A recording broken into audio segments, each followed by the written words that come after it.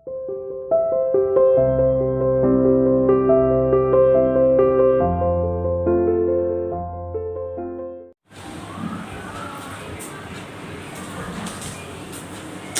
beta, welcome to CR International online classes.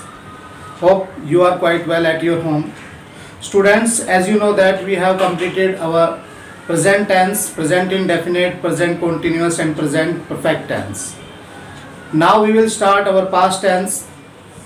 As we have completed present, मैं उम्मीद करता हूँ जैसे कि हमने प्रेजेंट टेंस कंप्लीट कर लिया है बेटा, आपको उसमें कोई डाउट नहीं होगा और आपने उसकी प्रैक्टिस भी अच्छे से की होगी।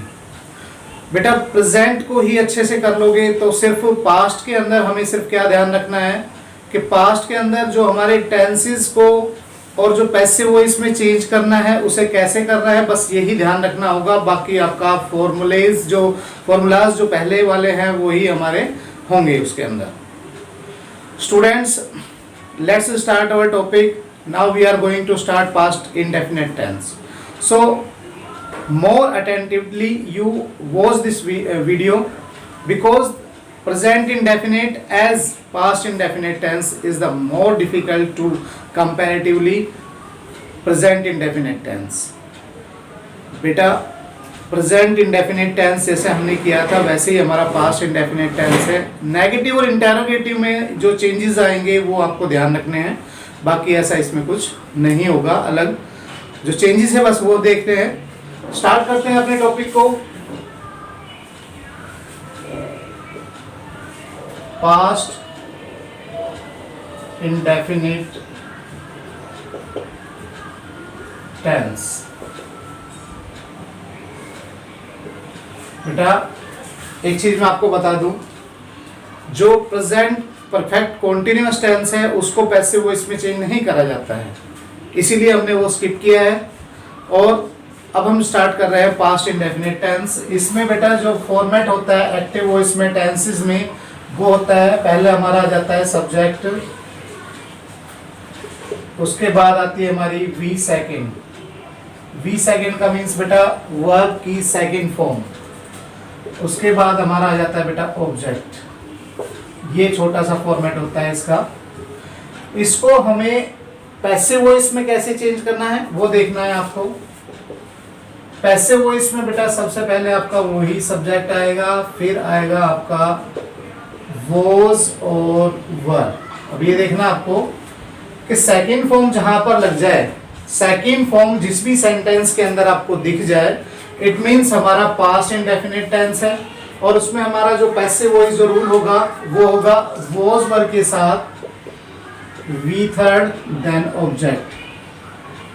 जैसा कि आपको पता है कि आपका जो पैसिव वॉइस में चेंज करना होता है वो सारा हमारा थर्ड फॉर्म में ही जाता है। ये हमारा स्ट्रक्चर है इसका, अच्छे से समझेंगे इसको। एग्जाम्पल बेटा इसका देखना है आपको कि कैसे चेंज होता है ये। एग्जाम्पल में सबसे पहले हमने लिखा सब्जेक्ट। सब्जेक्ट जैसे कोई भी हो गया, सी रोट, सेकंड फॉर्म लगाई हमने, सी रोट अ लेटर। चलो यही कर लिया हमने, सी रोट अ लेटर, उसने एक पत्र लिखा। अब बेटा इसमें ये तो हो गया हमारा ऑब्जेक्ट। अब ऑब्जेक्ट जो है वो हमारा वैसे ही होगा जैसे हम पहले कर रहे हैं, चेंज होगा, इंटरचेंज होगा। यहाँ पर हो जाएगा हमारा सब्जेक्ट बन जाएगा ये अ लेटर। जैसा कि सेकंड फॉर्म दी हुई है उसी के अकॉर्डिंगली वॉज और वर का यूज करना है। वो डिपेंड करेगा हमारा किस पर, सब्जेक्ट पर। सब्जेक्ट अगर सिंगुलर है तो we use was, and the plural one is we have to use were. अगर प्लूरल है तो वर यूज करना है हमें। यहाँ पर हमारा क्या है, अ लेटर है, सिंगुलर है। A letter was, third form होगी इसकी बेटा written. A letter was written by her. देखा आपने कि सी चेंज हो गया हमारा, उधर जाकर ऑब्जेक्ट बन गया, तो ये हो गया हमारा किसमें, हर में चेंज हो गया। क्लियर होगा सभी को, अच्छे से क्लियर हो गया। उसके बाद आपका आ जाता है हमारा नेगेटिव का। बेटा नेगेटिव के अंदर हम क्या ध्यान रखेंगे, ये तो हो गया हमारा असर्टिव। दूसरा आ जाता है हमारा नेगेटिव। नेगेटिव के अंदर सब्जेक्ट होता है, फिर होता है बेटा आपका डिड प्लस आपकी फर्स्ट फॉर्म होती है डिड के बाद, और होता है ऑब्जेक्ट। डिड के बाद नोट रह गया हमारा, नोट और यूज करना है। नेगेटिव है जैसे ये not plus V first then object, ये हमारा एक्टिव का रूल है। पैसिव का रूल बेटा हमारा होगा, इसमें सब्जेक्ट हो जाएगा, देन हमारा होगा वोज और were, then not, then we third, then object. ये हमारा बेटा होगा पैसिव वॉइस का रूल। पैसिव वॉइस नेगेटिव में इसी को जो हमने एग्जांपल अभी पहले किया है उसी के अकॉर्डिंगली हम लिखेंगे she did not write a letter, उसने कोई पत्र नहीं लिखा या उसने पत्र नहीं लिखा। नेगेटिव का है as you know that we have to take subject that was object. A letter was not, a letter subject हो गया, वोज और वर में से एक लगाएंगे, यहाँ पर सिंगुलर है, फिर नोट लगाया बेटा हमने, उसके बाद थर्ड फॉर्म रिटर्न बाय, और सब्जेक्ट हमारा चेंज हो गया किसमें, ऑब्जेक्ट में, जो कि सी चेंज इनटू हर हो जाएगा। इतना आपको ध्यान रखना है कि नोट डिड नॉट लग रहा है तो वोज नॉट या वर नॉट ही लगाना है बेटा। यहाँ पर सब्जेक्ट सिंगुलर हो प्लूरल हो डिड ही लगा होता है, पर यहाँ पर जो सब्जेक्ट हमारा यहाँ पर ऑब्जेक्ट है, जो हमारा यहाँ पर सब्जेक्ट बनेगा उसमें ध्यान रखना है आपको कि वोज लगाना है वर लगाना है। I have told you that where we use was and where we were, कहाँ पर हम वर का यूज करेंगे कहाँ पर वोज का करेंगे वो आपको बता दिया गया है। Now we are going to start interrogative sentence. How can we make this interrogative? बेटा इसमें सबसे पहले डिड लग जाता है, ये हमारा एक्टिव वॉइस का है, देन सब्जेक्ट होगा हमारा, और उसके बाद जो होगा बेटा वर्ब की फर्स्ट फॉर्म होगी।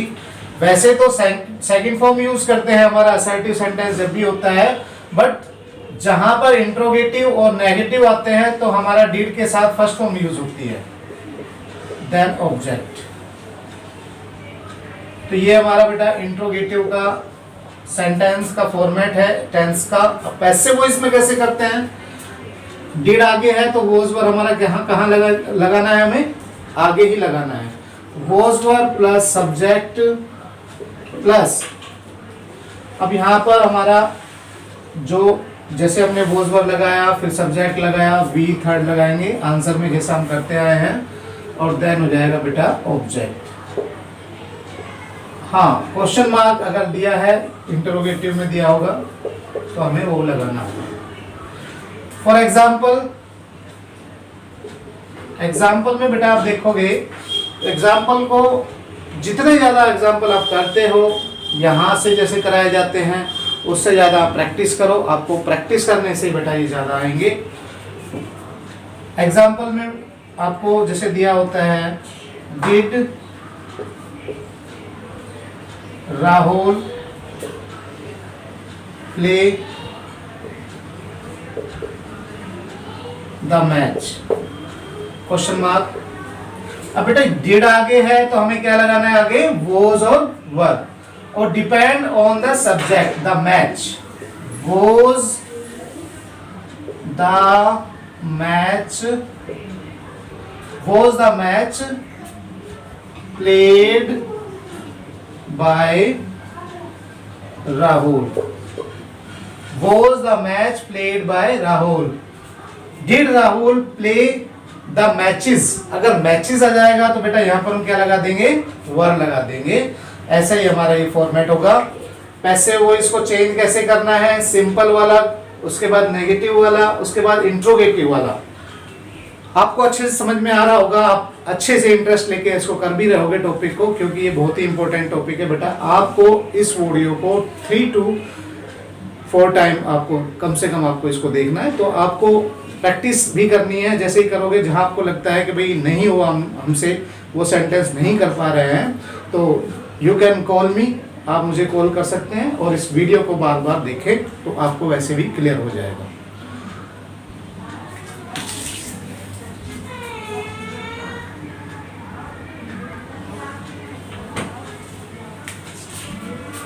सो बेटा, ज़्यादा जैसे हमने ये इसमें थोड़ा टिपिकल होता है, टिपिकल ये होता है इंडेफिनेट टेंस के अंदर डू डज लगता है, फिर पास्ट में डिड लगता है।